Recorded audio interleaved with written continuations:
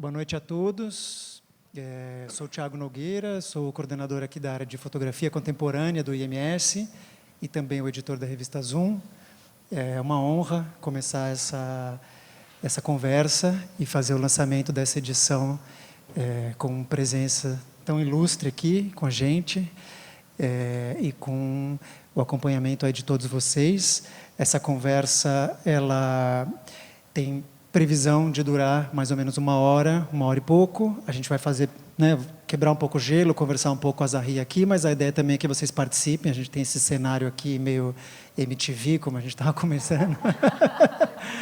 Então, vocês se sintam à vontade para interagir. A gente só vai ter que circular o microfone. A ideia é que seja aqui uma conversa coletiva para aproveitar, eu acho que a chance de falar com o Zahri, que deu uma pausa aí na gravação da novela, veio voando aqui para São Paulo para poder comemorar com a gente essa edição da revista.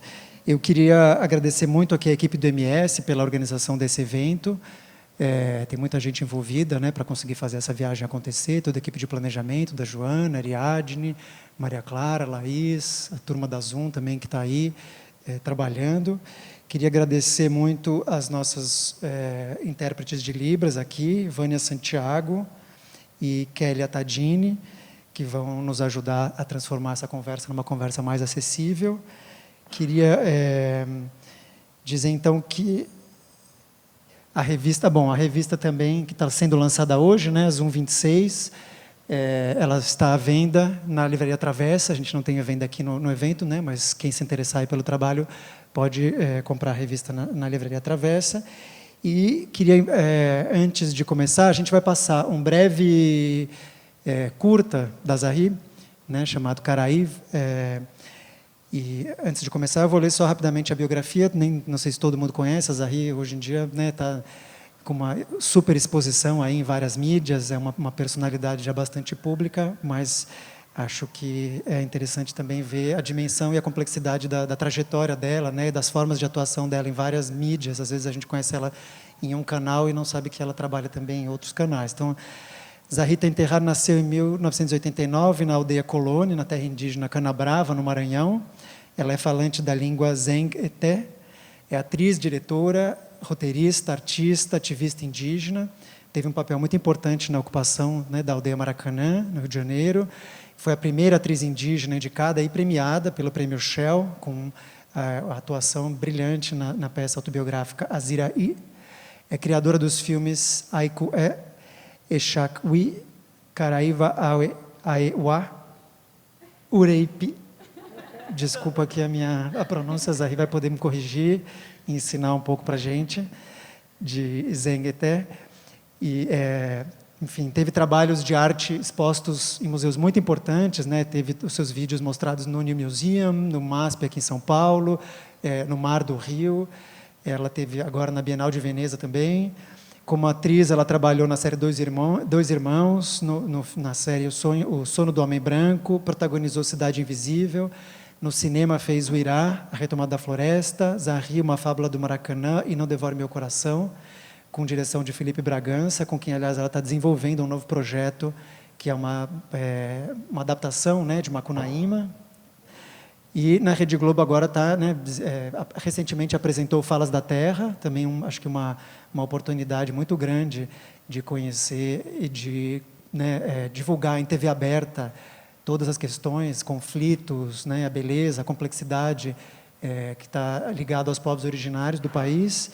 E atualmente está no elenco da novela Rancho Fundo, e é de lá que ela veio para nos dar para conversar com a gente aqui um pouco sobre a revista.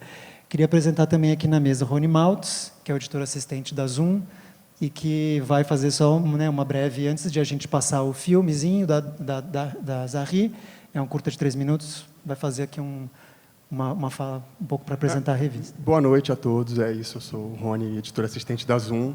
É muito prazer estar aqui com todos vocês.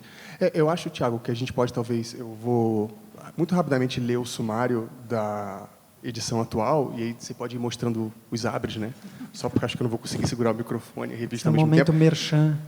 Momento merchan. E vou aproveitar e passar a revista também para vocês verem com calma. Pode ir passando aí ao longo do evento todo, não tem pressa.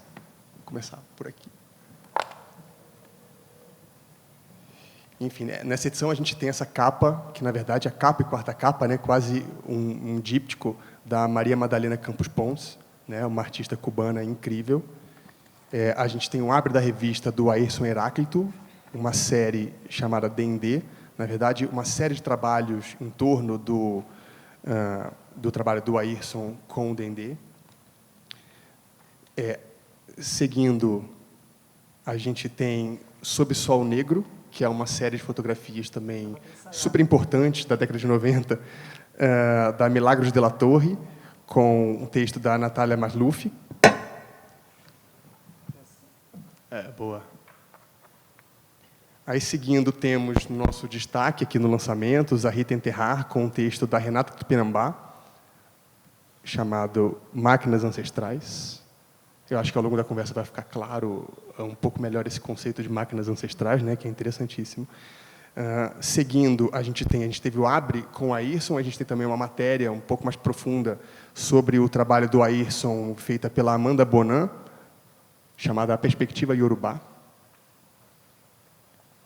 Seguindo, temos a publicação inédita no Brasil, na verdade, de um texto da Annie Ernaux, com o Marc Marie, chamado O Uso da Foto, a partir de uma tradução inédita em português de um livro da Annie Ernaux, chamada L'usage de la photo.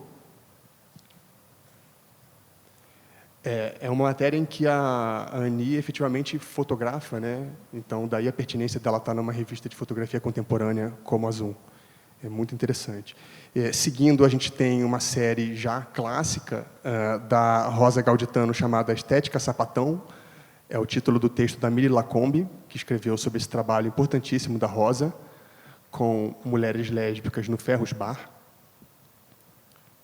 Seguindo, temos o texto da nossa capa da edição, né, Maria Madalena Campos Pons, com texto da curadora Odete Casamaior Cisneros, chamado Quilombagem, Ancestralidade e Comunhão, destrinchando toda a obra da Maria Madalena.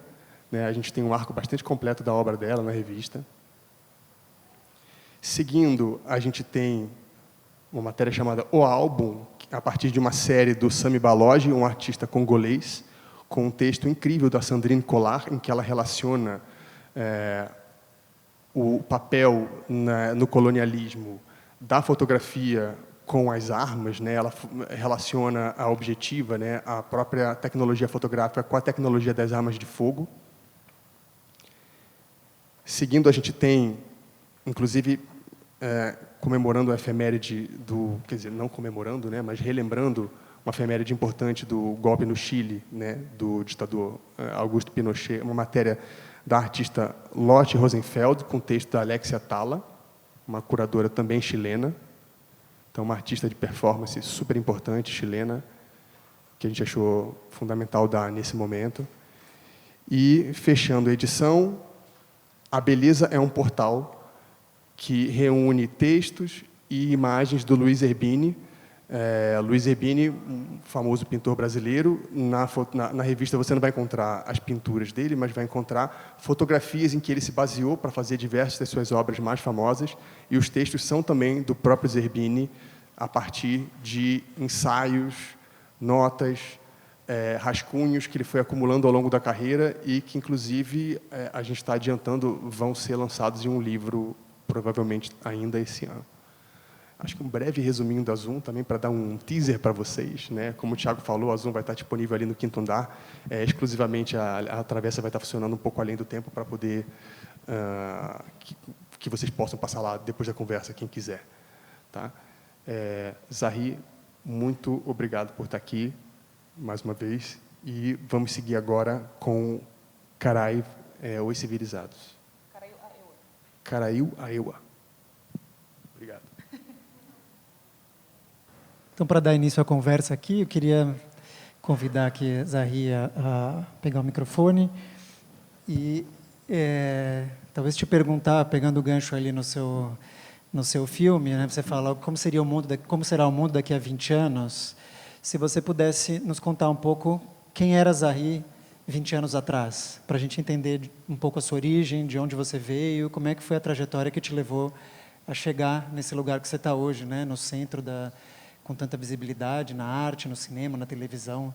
Eu acho que a história do seu passado ela é importante para a gente entender quem você é hoje. Se você puder contar um pouco para a gente. 20 anos atrás eu tinha 14 anos, eu ia fazer 15 por aí.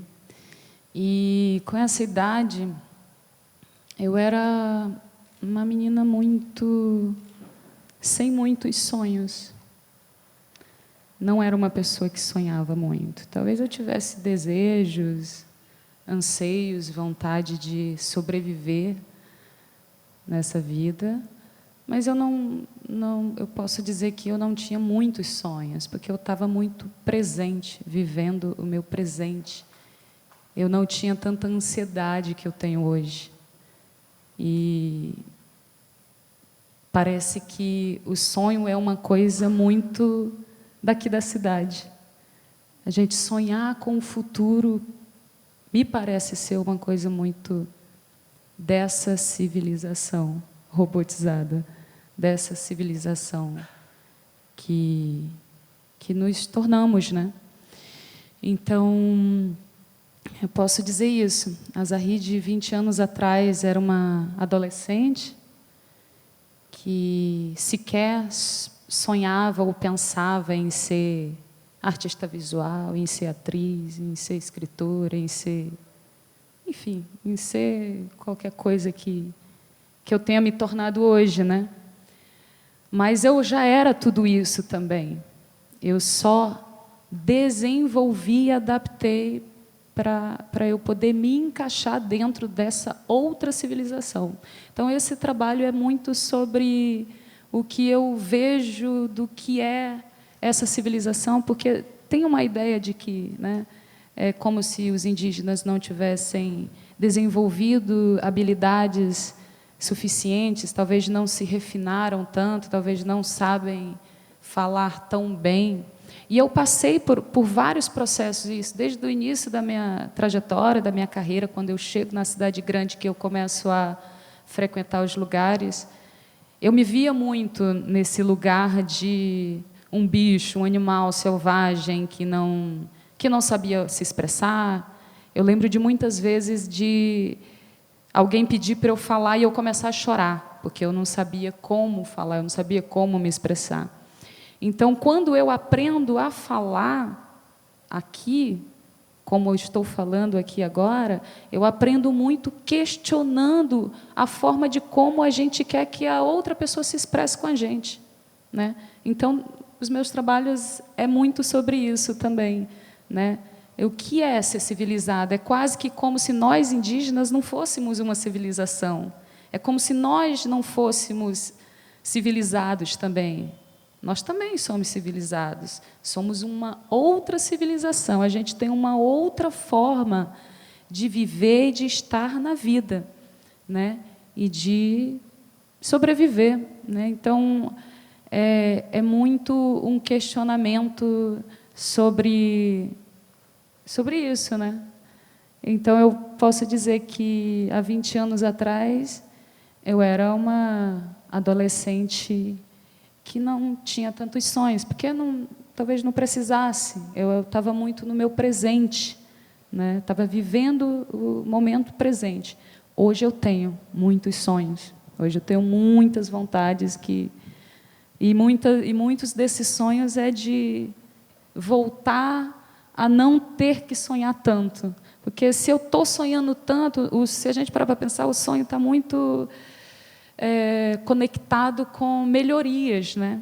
Eu sonho, ou então alguma coisa, eu sonho, sei lá, você vê meus adolescentes falando, eu sonho em ser professora, eu sonho em ser atriz, eu sonho em ser modelo, ou nós que somos, né, já mais adultos, pessoas que têm filhos, eu sonho que meu filho passe na faculdade tal. Eu sonho em morar fora do país. Está muito relacionado sobre como é que eu posso dizer, uma estética que é muito voltada para o nosso visual. A gente vê no outro, a gente se projeta no outro, a gente se projeta no sonho dos outros, né? Fulano é assim, fulano se veste assim, fulano fala assim, eu quero falar como fulano, eu quero me vestir como cicrano. Não que isso não exista na nossa cultura ancestral, né? Por exemplo, na minha cultura, eu copiei a minha mãe. né? A gente, desde que nasce, a gente já sai copiando. A gente fala porque a gente copia. A gente enxerga porque a gente copia. Tudo é uma cópia, né? A gente vai copiando. A gente anda porque a gente vê um adulto andando, você vai lá e quer andar também, né? Então, é isso. Então, é uma coisa mais genuína, mais natural, né? E aí eu entendo que parece que o sonho ele está mais relacionado com desejar o que o outro tem. É uma impressão que eu tenho, posso estar errada, né? Mas assim, parece que os sonhos nossos de hoje em dia parece estar muito relacionado em desejar o que o outro. A gente se projeta no outro, né? Ou projeta no outro o que a gente não conseguiu realizar, que é o que a gente faz com os nossos filhos, né? Eu sou mãe, eu quero que o meu filho, eu fico pensando, eu quero que meu filho faça isso. Eu quero que meu filho seja artista também. Claro, ele vai ser o que ele quiser, né? Mas dentro de mim eu tenho esse desejo, eu sonho, eu fico pensando. Tento materializar nele coisas que eu talvez não tenha conseguido fazer, ou que eu gostaria de fazer, ou que eu não me vejo capacitada em fazer ou realizar, então eu acabo projetando nele. É bem interessante essa ideia do sonho, porque eu acho que, de fato, o que você está dizendo é, na nossa cultura, o sonho é uma forma de nunca se satisfazer com o presente, né? Você está sempre olhando uma coisa que você não tem, que você deseja, você não vive aquele presente, que é completamente diferente do sonho. Por exemplo, se você lê as coisas do Davi Copenau, conversa com ele, né? A ideia do sonho como um aprendizado, como lugar de presentificação do conhecimento, né? Você está falando um pouco, achei interessante essa ideia de sonho, a concepção indígena de sonho, né? E eu não sei se você mencionou a sua mãe, e eu acho que eu vi muitas entrevistas suas, né? A sua mãe tem um papel fundamental aí na sua vida, né? A mãe da Zahri é a primeira pajé do seu povo, tá certo isso, Zahri? O que a Célia chama eu de não magé. posso dizer que do meu povo, mas da reserva de onde a gente nasceu, tanto ela quanto eu, que é em Canabrava. Eu não lembro de outra pessoa. Então, os parentes nossos também, não, assim, minha mãe foi a primeira ali na reserva indígena Canabrava. Pode ser que em outra reserva tenha a Araribóia também, né, que é do povo Tenterrara, é no meu povo, e é mais conhecido como Guajajara. Então, eu recentemente mudei, só para contextualizar isso, né, explicar isso, que eu mudei para Tenterrara, porque dentro do nosso povo a gente não usa Guajajara, é entre nós mesmos, a gente fala Tenterrara. O povo ia falar, a senhora é Guajajara? Eu ia falar para minha mãe, disse, não sei, eu não sou Guajajara, não, eu sou Tenterrara, eu sou verdadeira. Ela dizia assim. Então, Tenterrara quer dizer o povo verdadeiro. Então, não é só algo que eu inventei, não, né? Não fui eu que tive a primeira ideia. De vários povos já vêm fazendo isso, que é se apropriando do nome que se identifica, que se sente representado dentro do seu povo. Então, continuo sendo Guajajara, mas eu quis valorizar o nome pelo qual o meu povo gosta de ser identificado. Então, Guajajara a gente não não sabe exatamente qual a origem, né? A gente tem algumas ideias do que pode ser, mas não tem a origem, não sabe exatamente o que é. Então, eu quis mudar para Tenterrara também para valorizar. Mas então é isso. Então, mamãe ela foi a primeira mulher pajé da reserva indígena Canabrava no meu povo, né? Então, eu vou estar sendo muito, como é que diz? Como é que a gente fala quando a gente está modesta? Eu vou estar sendo muito modesta se eu disser que é do meu povo, né? Não posso dizer isso, mas pode ser que tenha sido. Eu prefiro não arriscar. Eu ia te só complementar, perguntar um pouco dessa ideia da importância do conhecimento e desse fato, né, de a sua mãe ser uma pajé. Como é que é, se a ideia do sonho para ela é uma ideia importante, isso tem uma relevância, uma discussão, né, essa ideia do sonho dentro dos ensinamentos da sua mãe, e também um pouco como que é a influência dela na sua obra, né, como é o fato de você ser filha de uma pajé, de uma mulher tão pioneira, de uma mulher, imagino, tão forte, né, tão fundamental para a visão aí do seu povo. E até complementando, Tiago, aproveitando, como sonhar o futuro fora dessa ansiedade da civilização, né, que você fala, ou seja, qual é a relação do futuro com o ancestral, que eu acho que é alguma coisa que está muito presente na sua obra e que tem a ver com isso, né? É interessante isso, porque é difícil para mim responder essa pergunta. Mas, assim, não sei se nos resta, não sei o que a gente pode fazer para, como sonhar, né? Eu não tenho essa resposta. Eu acho que isso é tudo muito individual, né, para cada um. Mas eu acho que a gente não pode também se apegar tanto ao futuro se a gente não resolver o presente, né? Então, e o nosso presente também, ele só vai se resolver quando a gente também se apegar ao passado, né? Não é se apegar ao passado, vou ressignificar aqui a palavra que eu falei, não é se apegar ao passado, mas não esquecer do passado, porque a gente é tudo o que os nossos antepassados foram. A gente é resultado dos nossos ancestrais. E as pessoas que virão depois de nós também serão resultados nossos. Então, o que nos resta é resolver o agora e não resolver o futuro, né? Como é que a gente vai resolver o futuro se a gente não se resolveu ainda aqui agora, né? Então, o que eu penso é que acho que a gente não pode esquecer a nossa ancestralidade. Eu percebo que dentro dessa nossa civilização atual que a gente pertence, a gente se apega e hipervaloriza as palavras. Nós somos um povo da palavra, né? E é uma palavra que, às vezes, por exemplo, eu dou um valor para uma palavra. Eu dou um valor para a palavra amor. No meu povo, essa palavra não existe, a palavra amor. Não existe essa frase, eu te amo. Na língua portuguesa tem essa frase, eu te amo, e a gente hipervaloriza ela, mas amar alguém, para mim, tem um significado. Para ti tem outro. Para você também tem outro. Sei lá, para os evangélicos tem outro, para a galera da Umbanda tem outro, para o meu povo tem outro significado, né? Então, eu tenho uma coisa da hipervalorização da palavra, e justamente aqui, quando eu pergunto o que é ser civilizado, eu pergunto, é ser polido, é ser refinado, é ser intelectualizado? É justamente por conta dessa hipervalorização da palavra.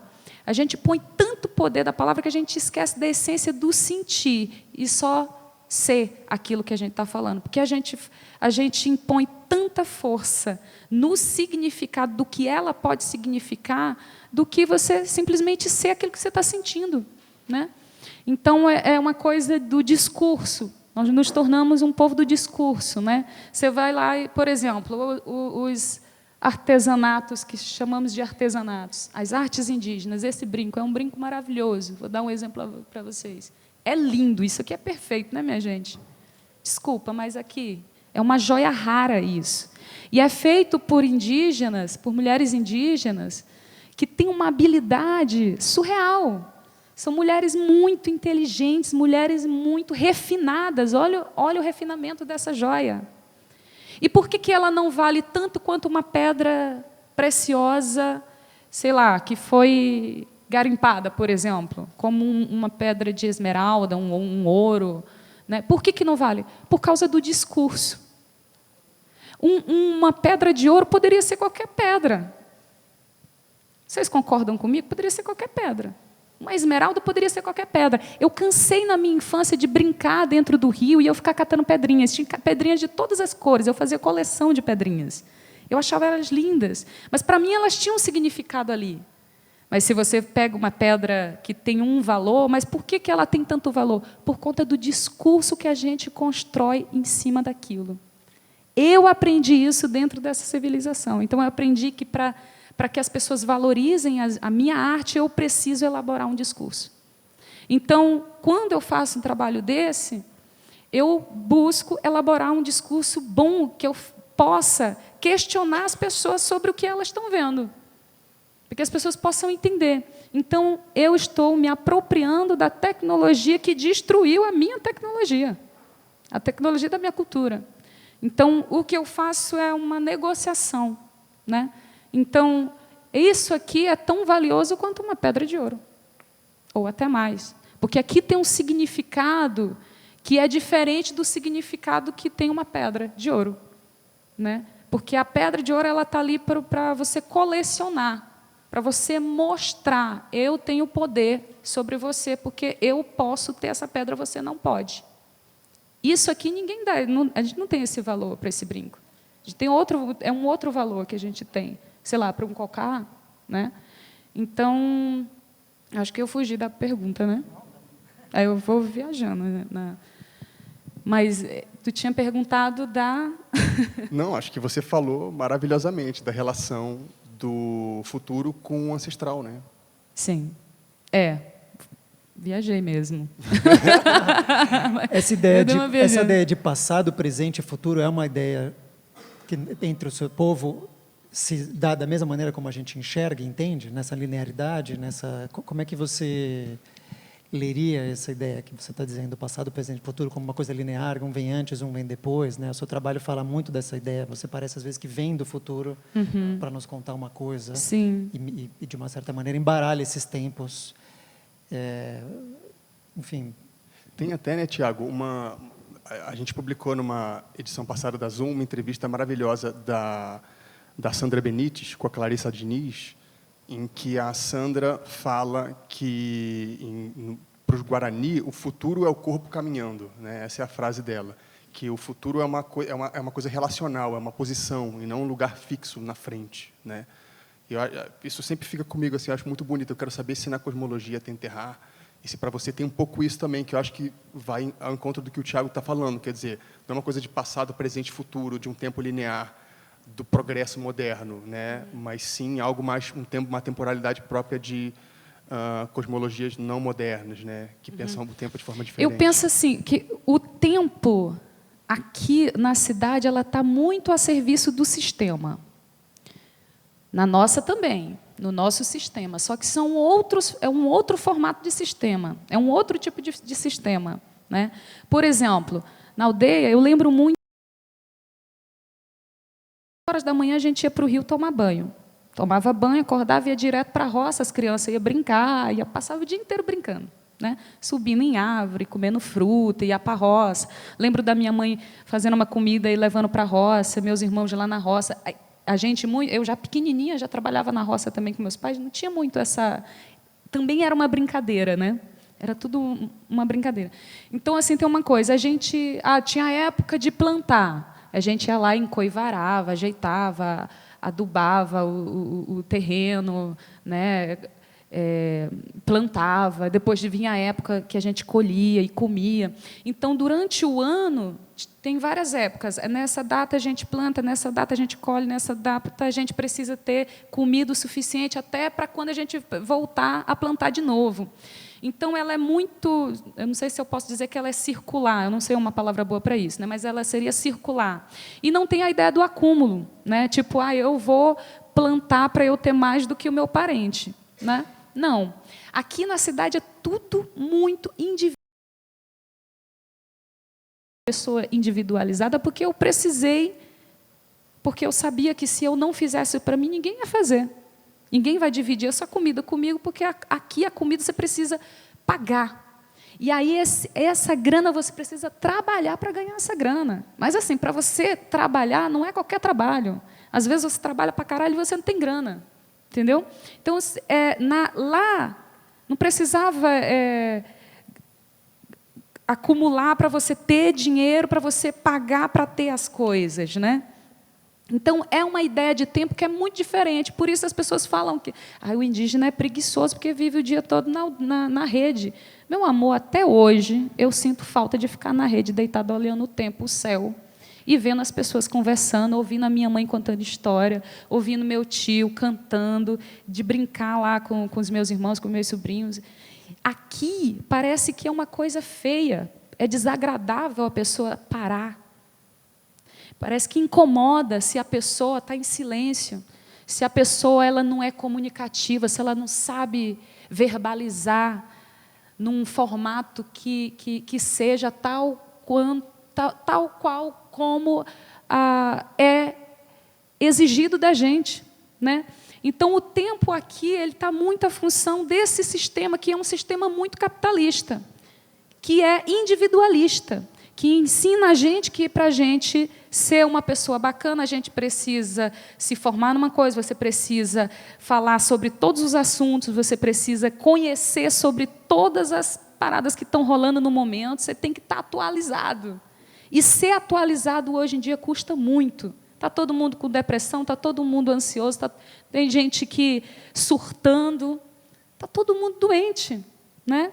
Então, assim, desculpa, eu sinto muita falta de ficar na rede, porque eu estou uma pessoa adoecida. Eu estou uma pessoa que eu não tenho mais tempo, eu não durmo, eu não me alimento direito, né? Então, é um tempo que está muito a serviço da nossa destruição. Então, acho que a diferença está aí. Essa ideia que você falou, que eu acho que é muito interessante, do individualismo da nossa sociedade, de uma certa maneira, também é muito presente na arte, né? Eu acho que a gente tem uma concepção de arte em que promove a ideia do artista, do gênio, do ego, da individualidade, né? O artista é sempre uma figura excêntrica, e quanto mais excêntrico, mais individual, né? Mais genial, mais valorizado. Sim. Você hoje em dia está dentro dessa indústria, né? De uma certa maneira se relacionando com nessa corda bamba aí nesse fio da navalha, digamos, né? Da indústria da arte. Como é que você acha como você lida com isso, né? Você percebe isso? Você sente que o seu modo de fazer é diferente? Você tem conflitos com relação a essa maneira como a arte consome, né? Essa individualidade? Todos os meus trabalhos, especialmente meus trabalhos todos, não só de artes visuais, mas todos são feitos com outras pessoas. O que eu tenho feito é isso que eu falei, eu tenho negociado com esse sistema. Eu sei que eu não posso ser contra o sistema, porque o sistema é muito maior do que eu. O sistema tem muito mais poder do que eu, o sistema é manipulador a ponto de me destruir.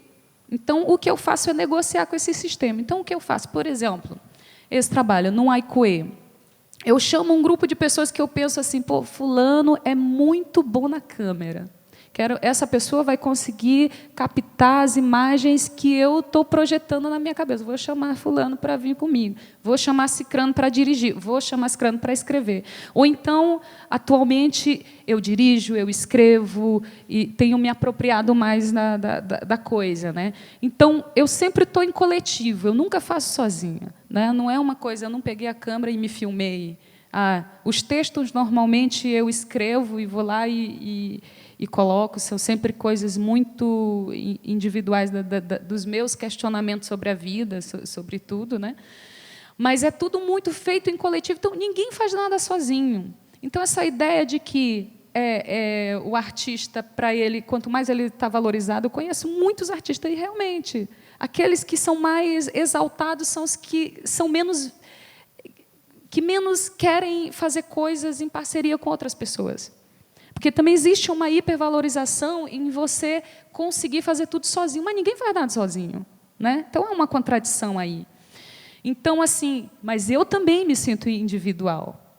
Às vezes, eu digo, eu tenho hipersensibilidade com barulho, eu não consigo me concentrar se tiver muito barulho. Eu estou tendo dificuldade, por exemplo, para gravar uma cena, porque tem muita gente conversando e eu não consigo me concentrar naquilo, né? Então, mas por que eu não consigo me concentrar naquilo? Porque é um sistema que é muito fora do meu alcance, do meu controle, que é muito diferente das coisas que eu fui programada, né?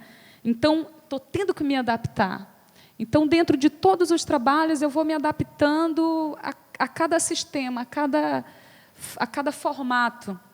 Então, é isso. Então, eu me sinto também individual. Eu preciso me trancar dentro de um quarto para eu conseguir memorizar um texto que eu tenho muita dificuldade de memorizar, por exemplo, né? Então, eu me tranco dentro de um quarto, eu preciso ficar sozinha, eu preciso me individualizar para poder eu conseguir mostrar alguma coisa para as pessoas, né? Trazer alguma coisa para as pessoas. Então, isso não é algo meu, mas é algo que o sistema nos obriga a ser. Então, quando eu era mais coletiva, né, continuo sendo, mas eu também me percebo individual, também me percebo egoísta, porque o sistema nos obriga a estar nesse lugar, né?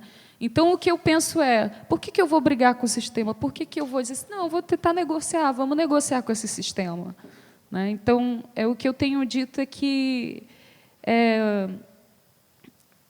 o sistema me usa, eu vou usar ele a meu favor. Se eles estão me usando a favor deles, eu vou usar eles ao meu favor. Então, seria um pouco isso, né? Eu queria fazer uma pergunta para vocês, até trazendo um pouco o debate para o campo da fotografia.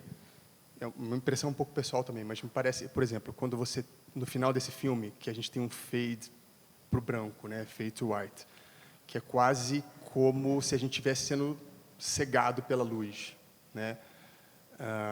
Você está saindo daquela máquina, né, da máquina da civilização, e é quase como se, para você se libertar dessa máquina da civilização, você precisasse passar por um processo de cegueira, né, abandonar um pouco o monopólio do visual para poder ser contaminado por outros sentidos, né?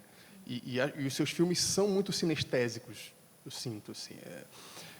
Não sei o quão conscientemente você constrói isso, mas nesse filme mesmo, acho que a música, né, a trilha sonora é fundamental, né, é uma trilha sonora algo futurista, né, mas o que a gente está vendo na tela, o cenário, ele é um cenário meio pós-industrial, dilapidado, né, então tem aí um contraste bem acentuado. Aí você tem, além do som, né, as texturas das paredes, assim, é muito nítida a sua câmera, né, tudo é muito bonito, muito bem composto. Então, eu vejo muito essa sinestesia nos seus filmes. E eu queria saber se essa contaminação dos sentidos é para você um caminho para esse reencantamento, digamos assim, né? Quer dizer, sair um pouco de um excesso de visibilidade, né, de uma inundação de visibilidade contemporânea, em prol da visualidade, né, que tem relação com a capacidade de sonhar, né, de imaginar algo novo, que não tem necessariamente a ver com a visão, mas que tem a ver com a imaginação, né, com o olhar. Não sei se ficou claro, eu queria que você falasse um pouco sobre isso, assim, na sua construção, na construção dos seus filmes. Vamos lá. Para quem não sabe, os meus pais, ambos, ficaram cegos, né? Então, numa determinada idade, época da vida, eles ficaram cegos. E eu tenho um tio Raimundo, que ele é cego desde jovem, desde pequenininho. E ele tem uma habilidade surreal com as mãos. Eu acho que isso não é novidade, não sou eu que estou criando ou inventando, que quando você perde um dos sentidos, os outros afloram, né? Uma coisinha, acho que vocês já ouviram isso aí em algum lugar, né? Então, o meu tio, ele tem uma habilidade manual com as mãos e um ouvido muito, muito bom. E ele esculpe coisas de madeira. E ele é cego desde de novinho, assim. E ele construiu a casa dele, mesmo sendo cego. Ele fez a casa dele com barro, colocou o telhado. Então, assim, tem uma capacidade... Ó, vocês viram que minha família é artista, todo mundo é artista, né? Então, tem uma capacidade ali muito genuína e muito brutal, no melhor sentido da palavra, né? Então, a minha mãe, que tinha... no meu espetáculo no Aziraí, eu falo que minha mãe ela usava 3 tecnologias de ponta para curar as pessoas, que eram as mãos, as plantas e o canto. Então, mamãe ela tinha uma sabedoria muito grandiosa com as mãos, que ela conseguia curar uma dor, ou recolocar um osso no lugar, ou saber o sexo da criança só em tocar, né? Então, assim, tem uma sabedoria que é assim, é surreal. A mesma coisa com as plantas também. Você saber essa planta serve para isso, essa planta vai curar isso, essa planta vai tirar enxaqueca, essa aqui vai curar. E a mesma coisa com o canto. Minha mãe curava com canto. Então, tem uma coisa que, para mim, enquanto artista, me interessa muito questionar o que a gente enxerga hoje em dia. Por isso, a pergunta, o que seremos capazes de enxergar daqui a 20 anos? Né? Então, eu estou fazendo essa pergunta para mim também. Não estou fazendo para quem está assistindo, para quem vai assistir isso aqui, sei lá, daqui a 20 anos. Estou fazendo essa pergunta para mim também. O que eu vou ser capaz de... Porque eu não sei o que eu vou ser capaz de enxergar daqui a 20 anos. Né? Então, essa ideia de visão, para mim, é uma coisa que mexe muito comigo. Então, nos meus trabalhos, eu estou sempre trazendo esse questionamento sobre... O que a gente está enxergando? Por que a gente valoriza tanto o que a gente vê? Né? É real o que a gente está vendo? É real o que a gente está sentindo? É real o que a gente escuta? Hoje em dia, a gente só escuta barulho de carro, de moto, de metrô, de avião. É um barulho ensurdecedor. A gente não ouve mais assim, o silêncio. Não dá mais para ouvir o silêncio. Até quando está silêncio, não tem silêncio. Né? Então, todas essas coisas, para mim, me traz um impulso de... Eu falei, que é isso? E a nossa arte contemporânea, ela hipervaloriza também a perca dos nossos sentidos. Né? Tá aí o audiovisual, a televisão, o cinema, os nossos livros. A gente não consegue mais imaginar nada, a gente precisa ler para poder conseguir imaginar. Né? Então, é uma coisa... Enfim, não estou fazendo uma crítica sobre a leitura, né? Mas estou fazendo uma crítica sobre nós. Né? O que a gente está fazendo? Né? Então, por que também a gente não vai conseguir imaginar uma imagem na nossa mente? A gente só consegue imaginar se a gente vê uma imagem. Então, por isso que é tão importante pensar a imagem. Para mim, eu penso a imagem nisso. Eu quero questionar aquela imagem. Quando eu ponho um fundo branco ali, eu quero que as pessoas sintam um desconforto ao olhar. Porque tem uma ideia de que, quando a pessoa está cega, tudo escurece. É uma ideia, né? E, na verdade, não. Eu já questionei, já perguntei para o meu tio, perguntei para a minha mãe, que cor é? Né? E não, é uma coisa acinzentada, é branco, não tem escuro.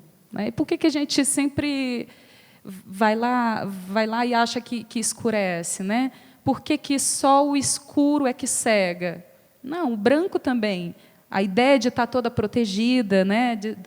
Estou me protegendo também de tudo, estou protegendo o meu nariz, eu tenho que me proteger do ar que eu respiro. Né? Então, enfim, tentando voltar para a pergunta, eu me interesso muito pela sensorialidade.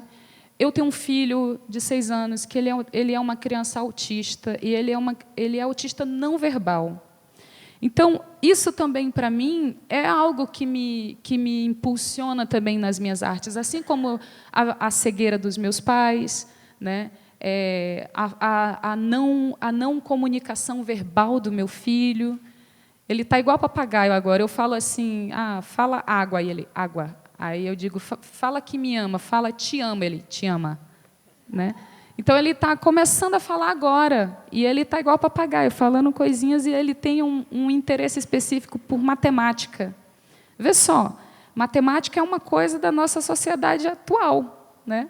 Então, qual seria o interesse do meu filho se fosse um tempo atrás? Né? Fico me perguntando. E aí você vê que o número de autistas hoje em dia também, assim, né? Cresceu muito. Por quê? Né? Eu fico me perguntando por quê dessa nova geração. E aí eu faço um questionamento. Eu falei, meu filho ele é muito esperto, porque no mundo em que hoje a gente é obrigada a se comunicar verbalmente, ele silencia, ele é inteligentíssimo. Né? Então, assim, eu não estou afim de falar.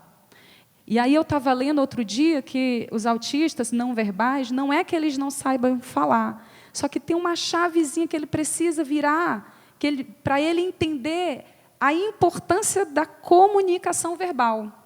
Então, ele não consegue desenvolver a comunicação verbal porque ele ainda não virou essa chavezinha, porque tem que usar a comunicação verbal. Mas, vê só, e por que a gente tem que usar a comunicação verbal? Por que eu estar calada, só olhando no teu olho, não pode comunicar? Por que, sei lá, a forma como eu sento não comunica? E comunica, né? Mas a gente precisa sublinhar falando. Se eu não falar, eu não sou ouvida. Eu não sou vista. Né? É muito interessante isso que você fala, porque a imagem não tem relação apenas com o visual, né? Não. Como você mesmo falou, as pessoas cegas elas também imaginam, né? E a gente também vê imagem nos nossos sonhos quando a gente está de olhos fechados, né? Não, eu lembro de mamãe depois que ela ficou cega, ela, sei lá, a pessoa vinha lá no quarteirão, quatro quarteirões à distância, ela ouvia o passo da pessoa, ela dizia, fulano está chegando. Chocada, gente. Duvido que a gente conhece quem está vindo só pelo caminhar. É um salto alto, é uma bota, não vai saber quem é, né? Difícil. Essa sua fala, o Tiago vai falar já, eu só queria ler rapidinho essa citação da Elsa Ri, que eu acho muito boa. Citação não, a voz em off dela no filme, que acho que tem a ver com isso, né? Os olhos são nossas máquinas de desejo. Só desejamos o que vemos. Vemos o mundo pela perspectiva das máquinas. Quer dizer, é uma crítica desse monopólio da visibilidade, né? Sim. Talvez um apelo à inflexão de outros sentidos. Porque hoje, assim, por que eu sou vista? Por que as pessoas estão passando a me conhecer? Por causa das máquinas. Eu estou na televisão, estou no teatro, estou nos livros, eu estou nas fotografias. Estou sendo visto e estou fazendo uma crítica a isso. Eu falei assim, as pessoas só podem enxergar através das máquinas.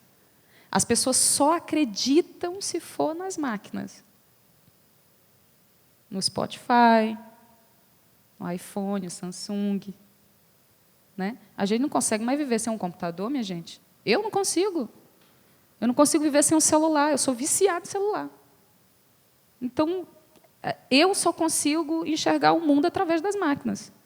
É uma crítica para todos nós, né? Dizer assim, por que a gente tende a não querer desapegar. Outro dia, minha amiga estava numa crise, numa deprê, assim, né? Numa ansiedade, estava bem mal, bem ferrada. Aí a minha amiga falou assim para mim, ela disse assim, eu vou te passar o contato da minha psicóloga, da minha terapeuta.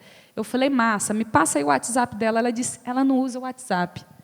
Aí eu falei, caramba, e agora? Eu falei, então, ela disse assim, você tem que ligar para ela. Liguei, deu na caixa postal. Aí eu falei, amiga, não está dando para eu me comunicar com essa pessoa, porque né, eu ligo para ela, dá na caixa postal. Quase uma impostura ligar para alguém hoje. Eu nunca ligo para ninguém, na verdade, né? E aí eu disse assim, gente, eu fiz, aí depois eu analisei. Ela disse assim, amigo, mas assim, olha, ela é muito boa, confia, acredita. Liga de novo, tenta de novo, porque ela vai te ajudar. Mas eu desisti. Olha só, eu desisti. Então, assim, se eu desistir, o que eu vou cobrar das outras pessoas? Né? Vou cobrar das outras pessoas o quê? Então, foi isso, eu desisti, eu falei assim, gente, não, tem outras... Como eu estava... A gente está num tempo de muito imediatismo, né? Eu sou muito imediatista, então, eu estava desesperada, eu estava chorando muito, eu estava precisando ali conversar com um profissional que pudesse me ajudar. Naquele momento, aquela pessoa não estava podendo me ajudar, eu precisava de alguém que pudesse me ajudar naquele momento. Então, fui atrás de alguém que estava mais acessível, alguém que domina a tecnologia, alguém que domina a máquina. Entendeu? Alguém que estivesse disponível ali no WhatsApp na hora que eu estou precisando. Né? Então, assim, sei lá, você se envolve num projeto, você tem tal data para fazer. Tudo hoje em dia, reunião é pelo Zoom. Não o nosso Zoom da revista, né? Mas reunião é pelo Zoom, é pelo Meeting, é tudo feito em grupo de WhatsApp, não é mesmo, gente? Estou inventando isso, não. É tudo assim. Então, não tem como você viver, existir nesse mundo se tu não estiver conectado. Né? Então, é uma crítica para todos nós, para mim também. Oi. Eu acho que é bem no sentido disso que você está trazendo, né, que é bem interessante você colocar nesse viés do que a gente está passando, essas transformações, e você se colocar também, né, nesse processo e enfrentar com tanta clareza todos esses processos que a gente enfrenta com as máquinas. E essa questão última que você faz, o que é ser civilizado, é muito bom, e muito bom terminar com pergunta também, porque a gente fica se perguntando, e eu acho que é meio que a partir do outro que a gente olha para a gente, né? E aí eu queria saber, assim, se você, nesse processo desses dois mundos, se você sente que está sendo civilizada também, de algum jeito. O que é ser civilizado, se você sente isso também? Eu sinto que... eu não vou dizer que eu estou sendo civilizada, mas eu estou sendo recivilizada, né? Eu acho que todos nós estamos passando por um processo de recivilização, né? E é um processo doloroso, né? Não só eu, uma mulher indígena que nasci numa comunidade, que tenho como a minha primeira língua uma língua originária do nosso país, né? Não fui só eu que me recivilizei, né? Então, assim, eu acho que a grande agressão contra os povos originários é que essa outra civilização chegou com o intuito de apagar essa outra civilização que já existia. Esse é o processo de agressão, né? Então, o que eu entendo é que, mesmo depois de tantos anos de tentativa, vou até usar essa palavra, tentativa de recivilização dos povos originários, vê só o quanto que a gente continua fiéis à nossa cultura. A gente conseguiu manter mais de 270 línguas. Hoje eu não uso mais a palavra dialetos, eu uso a palavra línguas. Por quê? Porque que na América Latina, espanhol, italiano, francês, português, o que são chamadas de línguas? E por que dentro do nosso país, que existem tantas línguas, a gente fala que é dialeto? Né? Não é dialeto, é quase como se fosse uma tentativa de inferiorizar essas línguas e como se elas fossem restos de uma língua que existiu algum dia. E não é. Foram línguas que se mantiveram vivas até hoje. E, até hoje, a gente mantém viva também as nossas tradições, que são milenares. Então, a gente é um povo muito fiel. A gente podia ter perdido tudo isso, porque fomos estuprados culturalmente, né? Você vê que quando os invasores, eu sei que essa palavra machuca, né? Mas assim, eu não consigo usar outra palavra. Quando os invasores chegam aqui no nosso país, eles trazem vestimentas. Aí eu estou usando a vestimenta, não estou falando da roupa, mas vestimenta num lugar de vestir uma pessoa que está despida, alguém que é vergonhoso, um corpo despido é vergonhoso. Então, você vai lá e veste aquela pessoa para que ela se torne uma pessoa sociável, uma pessoa com que você possa conversar. Você ensina ela uma nova língua, ensina não, você obriga ela a falar uma nova língua para poder se comunicar. E por que você está ensinando uma nova língua para aquela outra pessoa que está ali? Para você dominar aquela outra pessoa que está ali, né? Aquela outra cultura. Então, você domina aquele povo que está ali, e quando você domina aquele povo te serve. Então, tudo isso é uma estratégia. É consciente ou inconsciente? Eu acredito que é consciente. Então, até hoje, a nossa sociedade, ela continua na tentativa de dominar essa cultura que já existia aqui. Apagar as nossas línguas, apagar as nossas culturas, as nossas danças, os nossos ritos, né? Ao invés de acolher, né? Então, eu acredito que somos um povo que foi recivilizado, mas continuamos fiéis à nossa cultura, né? Porque houve uma tentativa, mas ela não foi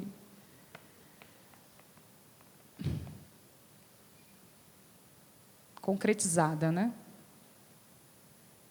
Enfim, nesse trabalho especificamente, todos os meus trabalhos eu falo na minha língua originária, que é o Zengueté, e aqui não tem uma tradução. É justamente porque me interessa que as pessoas ouçam essa língua e que não entendam. Imagina quando chegou essa outra língua e os nossos antepassados, os nossos, não estou falando do meu não, estou falando do nosso, do que os nossos antepassados não conseguiam entender o que é aquela outra língua que veio de fora.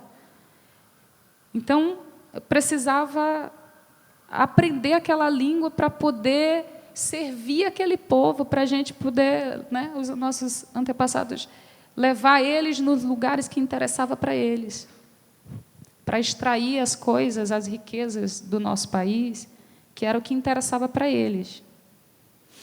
Enfim. O Davi Copenau fala muito, né? Eu tive que aprender português para poder me defender de vocês, né? Foi uma imposição, uma luta para ele, uma resistência, mas também uma forma de conseguir acessar essa luta, né? Entrar e lutar dentro desse sistema, né? A presença do português, que não é nada natural. O outro filme, o título de outro dos filmes da Zahri, que figuram na revista, vai nesse caminho também, né? Eu ainda resisto, né? O Aikue. Temos alguma outra pergunta, gente? Tem ali, aqui também. Pode. Eu vou tentar ser bem breve. Admiro muito o seu trabalho, já trabalhei com você, já trabalhei com pessoas, artistas originárias incríveis. Eu tenho uma ancestralidade quilombola e me toca muito na sua fala essas questões de desvirtuar o sistema, como fala a Day Molina, hackear o sistema e estar dentro dele para poder, dentro dele, desconstruí-lo, né? Poder se fazer ouvir e tudo mais. E, recentemente, como artista e trabalhando nesse meio, eu percebo muito falas de colegas originários e de pessoas negras que ouvem que agora é o tempo bom para ser indígena, agora é um tempo muito bom para ser negro, porque há um acolhimento muito grande, há uma necessidade muito grande de exposição nas mídias, porque a mídia quer isso, porque ela lucra em cima disso, né? Dessa exposição nossa, da nossa ancestralidade, das nossas tradições, dos nossos vínculos. Então, agora eles entenderam que há uma rentabilidade em cima disso. Isso é doloroso. Então, eu queria saber de ti, que está trabalhando há muito mais tempo, se tu já enfrentou uma situação nesse sentido de, assim, você vem de uma origem muito escalada no que eles chamam de tradicionalmente indígena. Mas eu tenho amigas que se reconheceram indígena recentemente, porque não foram criados sabe? Foram criados na cidade, foram criadas com esta cultura civilizatória e agora estão retomando, sabe? Estão nessa crescente de voltar. E elas ouvem com muita frequência de você não é indígena o suficiente, ou você não é indígena, sabe? E isso acontece muito também na minha cultura, assim. Meus avós, meus antepassados foram quilombolas e tudo mais, mas eu fui criada na cidade, fiz faculdade e tudo mais, então eu já ouvi que eu não sou negra o suficiente para certas coisas. Enfim, era mais nesse sentido, de como você entende essa divisão que a sociedade impõe para estes corpos que não são os corpos civilizados e que eles cooptam para lucrar em cima. Faz de novo a tua pergunta, por favor.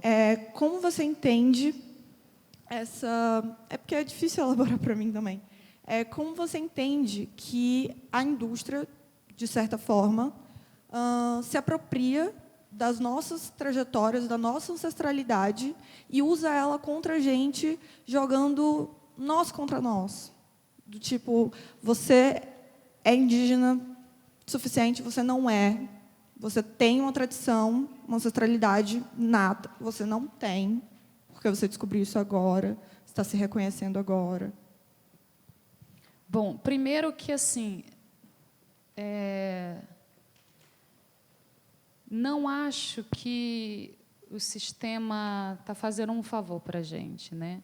Acho que, antes de tudo, eles estão precisando, eles estão sendo obrigados a ter que falar da gente, porque agora a gente está vivendo uma nova era, um novo momento, em que o sistema está sendo obrigado. Antes, ninguém me procurava. Imagino que vocês também, né? Que procurava, assim, né? A mulher, o pessoal da LGBTQIA+. Eu, por exemplo, que sou uma pessoa bissexual, eu já ouvi, tipo, várias coisas, tipo assim, você é indecisa, você é não sei o quê. Não, meu amor, eu sou muito bem decidida, né? Então, assim, enfim, povo negro, né? Então, eu acho que tem uma diferença em dois lugares. Primeiro, o sistema está sendo obrigado a ter que nos incluir, né? Seja nos livros, que seja no cinema, que seja na música. E sobre quem nasceu dentro de uma aldeia e vem para a cidade, ou quem nasceu na cidade e se reconhece indígena e quer retornar, ou que seja retornar para uma aldeia, ou que seja retornar para si, né? Eu acho que são duas vertentes diferentes que se dialogam. Eu ouvi falar sobre autodeclaração indígena muito recentemente. Eu desconhecia. Então, se alguém chegasse para mim e dissesse assim, olha, eu sou indígena, eu falo, tu é de onde, então? Tu é de onde? É filho de quem? Né? Porque, para mim, isso não tem uma maldade, não tem uma malícia. Se eu digo, sei lá, você chega comigo, vai lá na minha aldeia e eu te apresento para o meu tio. Tio, essa aqui é minha amiga e ela é indígena. Ela vai dizer, ela é filha de quem? É de onde? Né? Então, ali tem uma coisa que é um formato educacional que é muito diferente da educação que é da cidade. Então, assim, eu acho que existem dois meios, né? Existem duas histórias sendo contadas nesse sentido. A pessoa que se autodeclara indígena. Hoje, eu entendo o tamanho da importância de uma pessoa se autodeclarar indígena. Antes, quando eu ouvi falar a primeira vez, eu não sabia. Eu não sabia do impacto da força que era uma pessoa se autodeclarar indígena. Porque eu sei que hoje, se a gente para pensar, todo mundo é descendente desse povo originário, né? Então, quando a pessoa, sei lá, a pessoa tem o maior orgulho de dizer que eu sou descendente de italiano, sou descendente de português, vou tirar meu passaporte. Tem muito orgulho, né? Então, a gente tem muito orgulho de aprender a falar inglês, por exemplo. É a língua universal, a gente precisa aprender a falar inglês para poder se comunicar com o mundo. A gente tem muito orgulho de falar isso, a gente fica, I'm sorry. Né? Então, assim, por que a gente também não tem orgulho das nossas origens, das nossas línguas, né? Então, agora tem uma outra coisa diferente que tem as pessoas que estão ali defendendo a sua autodeclaração, falando da importância daquilo, do quanto que aquilo representa. Hoje eu reconheço, eu tenho muitos amigos, parentes que são autodeclarados e que estão ali no processo de retomada, que estão entendendo, mas eu não vou ser essa pessoa que vai validar isso, né? E vice-versa. A pessoa também não pode querer que eu valide isso, porque a minha história é outra, né?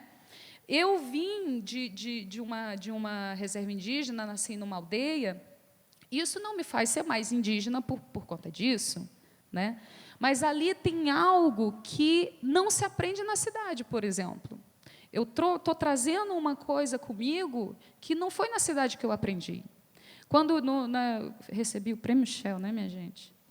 Então, assim, na premiação, eu falei assim, eu não aprendi o teatro na escola de teatro, eu aprendi com os meus ancestrais. O povo indígena é naturalmente teatral. As nossas danças, os nossos ritos, os nossos cantos, tudo isso é teatro, genuíno. Então, quando eu digo isso, eu não fui para uma escola de teatro, eu não fui para uma escola de cinema para eu, sei lá, desenvolver um filme como esse. Eu não fui para uma escola de atuação. Obviamente, com os meus trabalhos, eu fui desenvolvendo ainda mais o que eu já sabia, o que já me pertencia, né? Então, o audiovisual também é uma cópia da nossa ancestralidade. O cinema é uma cópia da nossa teatralidade genuína. O livro é uma cópia, é uma evolução das nossas contações de histórias. Então, são coisas que foram desenvolvendo, né? Então, é isso. Eu não... hoje eu respeito, hoje valorizo, sei o quanto que é importante, justamente porque fui ouvindo um e outro, né? Mas é isso, o sistema está sendo obrigado. Não é que ele diz assim, olha, agora vamos dar voz aos povos indígenas, vamos dar voz às travestis, aos negros, às mulheres. Não, eles estão sendo obrigados a ter que nos incluir, porque assim somos a maioria, e esse sistema sempre fez a gente acreditar que a gente era a minoria. No fundo, não é. Por isso que hoje é importante, sim, a autodeclaração, a pessoas afirmar, eu sou bissexual, gosto de homem, gosto de mulher. Eu sou pansexual. É importante a gente falar sobre quem somos, né? Por exemplo, eu sou uma pessoa artista, uma mulher indígena artista, estou aqui falando de um trabalho, estou super séria, comportada numa roupa, mas assim, eu danço funk, eu desço até o chão. Né? Então, assim, o que isso representa? Isso tira a minha capacidade criadora de ser uma grande artista? Não tira. Mas o que o sistema faz é modelar, moldar as pessoas, criar uma imagem que venda. E você criar uma imagem que venda, você tem que se polir. Você tem que se encaixar dentro de uma caixinha. Se civilizar. Eu peguei aqui um artigo da Gerá Guarani, que chama Tornar-se Selvagem.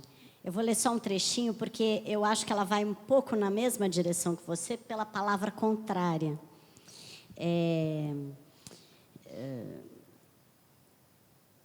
Aqui.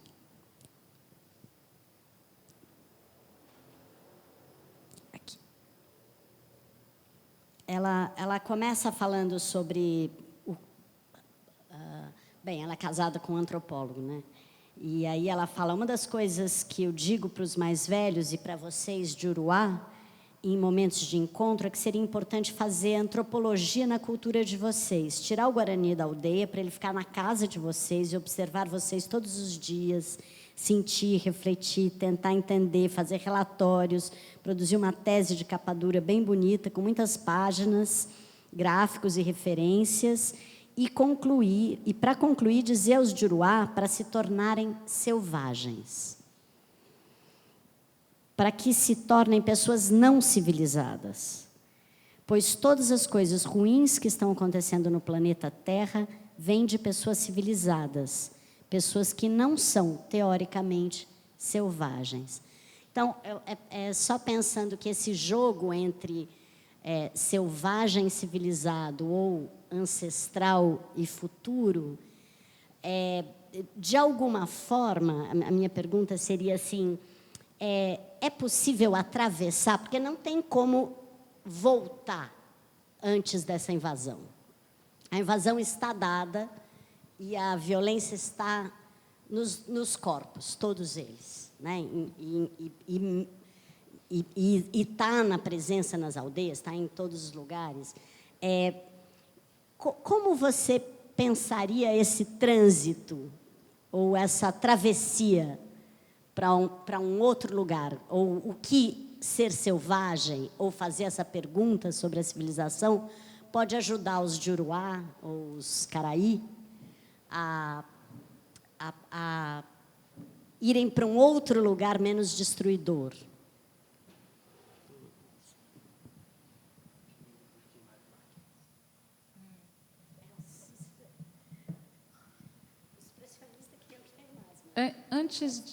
Agora eu fiquei com vontade de fazer uma pergunta. Por que dói tanto, né? Na verdade, para a gente não dói a palavra selvagem, mas quem chama ou uma outra pessoa de selvagem, dói mais para ela do que para quem está sendo chamado de selvagem. Parar para pensar, né? Que a gente joga para o outro o que a gente não gosta, né? Então, tipo assim, mas você para pensar, por que é tão ruim essa palavra? Por que o significado dela é tão ruim? Selvagem vem de selva, de ação, selva que age. Então, eu acredito que não tem como voltar atrás. Eu não tenho mais como voltar para a minha história passada, né? Acho que é isso que tu está dizendo. Então, aí, vou dar um exemplo de mim. Eu, Zahri, não tenho mais como voltar atrás. O que veio comigo, veio. E o que não veio, não veio. Eu não tenho mais como ir lá buscar o que não veio comigo. Né? Então, como que eu posso... eu entendo... Vou trazer aqui o nosso tema agora, né? Eu estava no meu apartamento, trancada, e aí, quando eu vou para o banheiro, dá para ouvir os vizinhos. Aí os vizinhos estavam falando de uma matéria que provavelmente era eu, do Falas da Terra, né? Aí a mulher falou, disse assim, estavam conversando, ela nem imagina que eu estava lá do lado, né?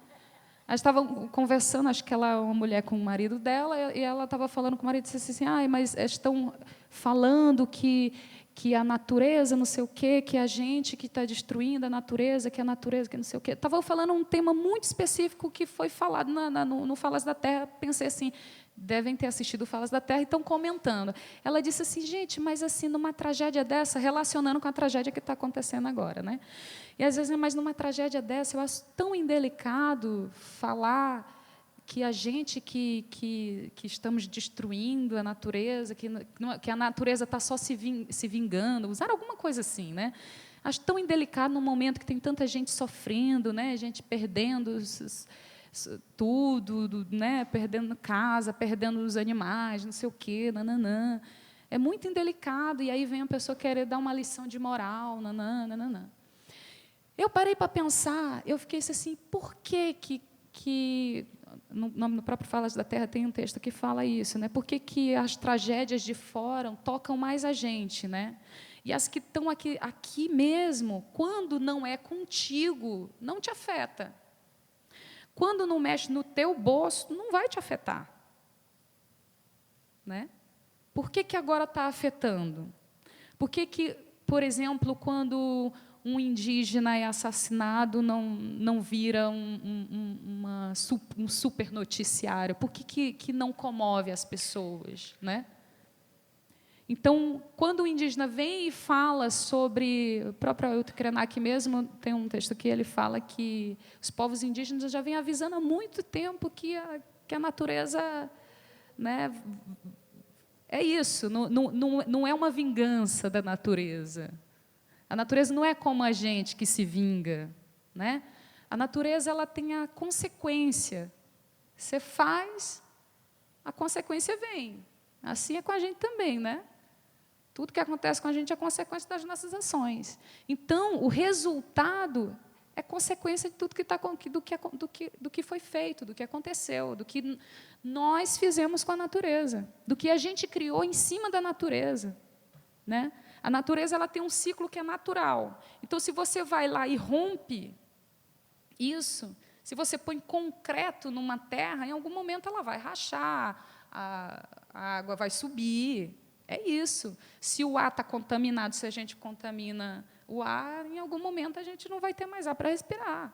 É consequência, né? Então, por que isso machuca tanto?